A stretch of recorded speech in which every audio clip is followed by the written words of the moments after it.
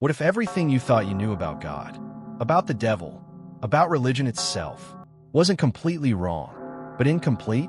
What if the wars, the rituals, the scriptures, the saints, and sinners were all pieces of a much older code? And what if I told you this code repeats? Same framework, same roles, different names, different costumes. A cosmic drama that's been running for millennia, just trying to wake us up. This isn't just a story about heaven and hell. It's a story about memory, about pattern, about waking up in a dream you didn't know you were dreaming. This is the story of God, the adversary, and the sacred interface we call religion. 1. The pattern that never died. From the deserts of Sumer, to the pyramids of Egypt, to the mountains of Tibet, the jungles of Mesoamerica, the rivers of India. The same bones appear in every mythology. The same motifs echo across time. You find the Creator God, source of all, the rebel, the one who falls or teaches forbidden knowledge, a divine flood wiping the slate clean, a war in the heavens, a savior, teacher, or messenger, and a prophecy of a return. It's not a coincidence. It's not just human imagination repeating themes. It's something else, something older, deeper, intentional, because somehow these same elements are encoded in every ancient spiritual framework. Sumerian, Hindu, Christian, Mayan, Jewish, Islamic, Norse, all different scripts but the same plot. So the question is, why? 2. Religion, the interface, not the operating system. Imagine a computer trying to speak to a human. It would need a user interface. Religion is that interface. It's the language between the divine and the evolving human mind. But languages change, and the deeper truth, God doesn't speak English, or Hebrew, or Arabic, or Sanskrit. God speaks in pattern, in mathematics, in geometry, in fractal intelligence. Every prophet was trying to translate infinity into poetry. They were all saying, "You're not alone. You are more than this body. You are connected to a source far greater than you can imagine." But humanity has a habit of taking messages and building walls around them. So the interface, meant to liberate, becomes a cage. Religion becomes dogma. The map becomes the territory. And the language becomes a battlefield. But the message? Still waiting beneath it all. 3. God is not a man in the sky. For thousands of years, we've tried to anthropomorphize God. We gave him hands, a beard, a throne. We made him jealous, angry, pleased, or offended. But here's a truth that ancient mystics whispered quietly. God is not a man. God is not a being. God is not even a name. God is a field, a source code, a living intelligence that permeates all of existence. You can call it source, the one, the creator, the all, the I am. It doesn't matter what name you give.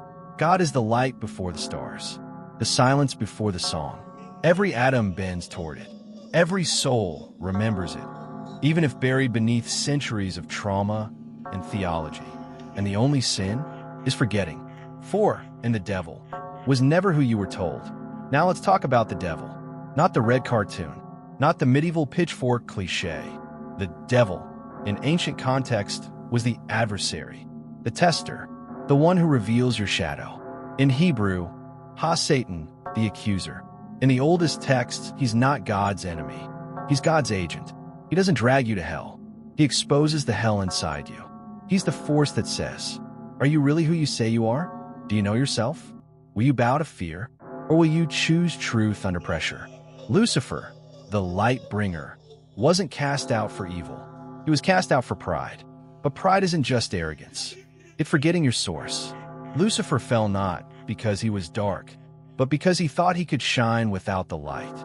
He is the echo of what we become when we believe we are our own gods without compassion, without wisdom, without humility. The devil isn't God's opposite. There is no opposite of infinity.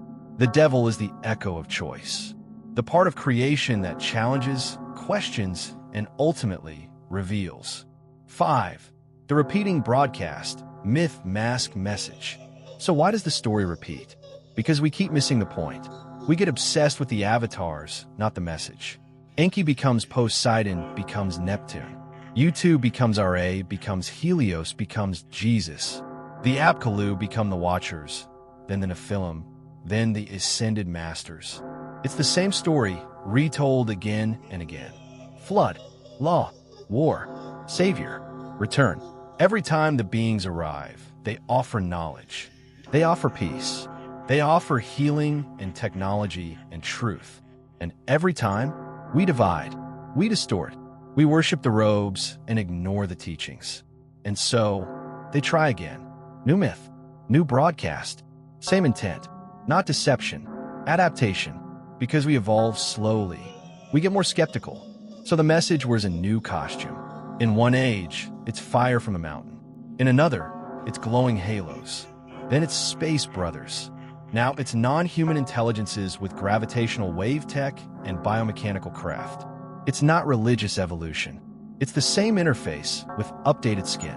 6. The signal we keep ignoring. Here's the tragedy. They speak through symbols, dreams, oracles, near-death experiences, ancient glyphs, sacred texts, shamanic journeys. And we argue over which translation is more correct. We fight over names. We worship the finger instead of where it's pointing. Every age, the message is the same. You're not alone. You are not powerless. You are not separate. But we kill the messengers. Turn teachings into systems of control. Build monuments to egos instead of maps back to the source. And still, they come, trying again. A new age, a new metaphor, a new attempt to cut through the static of fear and power and division. Not because they're manipulating us, but because they still hope. This is not deception. It's mercy. This is not control. It's patience. The repeating myth isn't evidence of a lie. It's proof that the message hasn't changed. 7. The choice is ours. So now we stand again at a threshold. Another shift, another awakening, another chance. Do we keep arguing over which book is truer? Do we keep dividing by names, flags, and rituals? Or do we finally sit in the silence and listen? Because God, the true God, has been speaking since the first light split the void. And the devil? He's been asking us one question. Are you ready to remember who you are? Not just a believer, not just a seeker, but a being of light, wrapped in skin with access to the infinite. Not in heaven, not someday. Now, if this message stirred something in you, then don't let it go.